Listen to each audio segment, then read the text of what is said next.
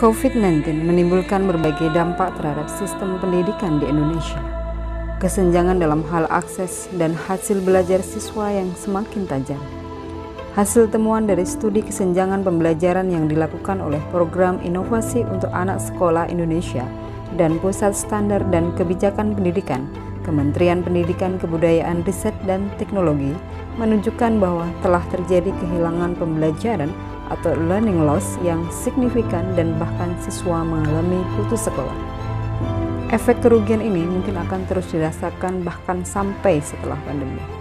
Oleh karena itu, perlu dilakukan upaya mendesak untuk mengatasi situasi ini demi memitigasi dampak langsung maupun jangka panjang dari situasi pandemi. Kok sinyalnya hilang? Ya Allah, ini sinyal kemana? Ih, ini belum dikirim nih tugasnya ke Ustazah. Aduh, sinyal hilang tadi udah dapat. Ya Allah.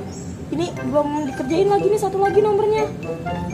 Ini kalau misalnya gak tatap muka nih susah nih nyari sinyalnya. Tugasnya belum kekirim juga nih. Penyebab learning loss diantaranya keterbatasan akses dan fasilitas untuk anak-anak yang tinggal di daerah 3T, kesenjangan digital pada anak, guru, dan orang tua, dan tidak terjangkaunya pendidikan karakter anak. Bu, Ibu. Ya, Dek. Kenapa kan, Dek? Bu, ini gimana yang nomor 9 nih? Masa nggak ada jawabannya? Ada toh di buku, masa nggak ada? Ada, udah dicari. Lah kemarin Ustazah bilang ini gimana?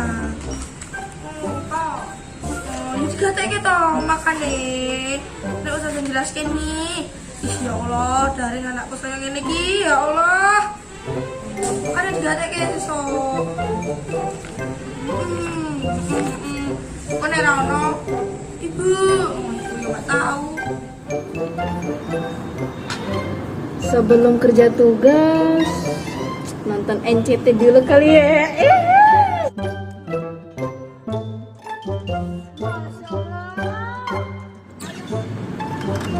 Dek, tugas dari Ustazah udah dikerjakan. Ma, ini adek udah kerjain kok, Mak. Ini beneran udah dikerjain loh. Tuh. Nih. Kalau nggak bohong, Ma, tuh. Lihat tuh. Bohong. Orang tadi Ustazah ngechat kalau misalkan Salwa Ramadhani belum ngerjain. Enggak, Ma. Adek nggak bohong. Beneran dah. Beneran nih. Langsung dikerjakan habis ini, jangan sampai lewat deadline ya. Iya, Ma. Iya. Sekolah kok susah banget dikasih tahu.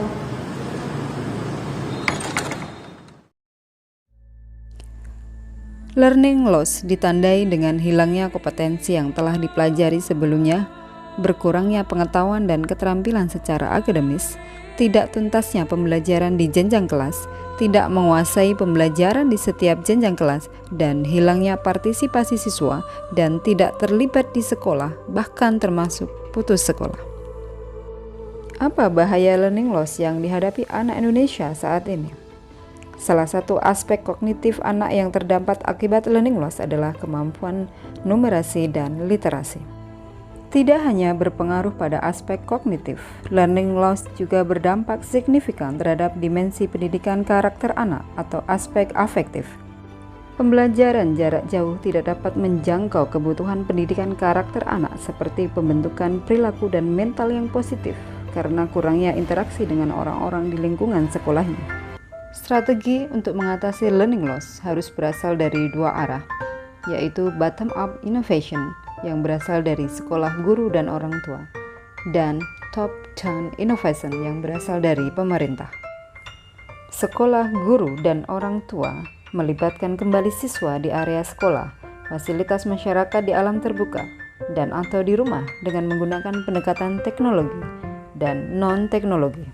Langkah kedua adalah memfokuskan pada pembelajaran inti, di antaranya dengan memprioritaskan kemampuan literasi, numerasi, dan apa yang bisa dan tidak bisa dilakukan siswa. Menghadirkan pembelajaran yang berkualitas dan menarik dengan metode, media, dan model interactive learning.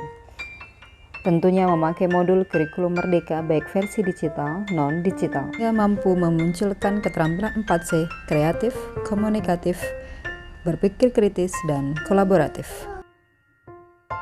Mengedepankan pendidikan karakter sesuai profil pelajar Pancasila dan menyediakan sumber daya untuk guru melakukan tes diagnosis berbasis kelas.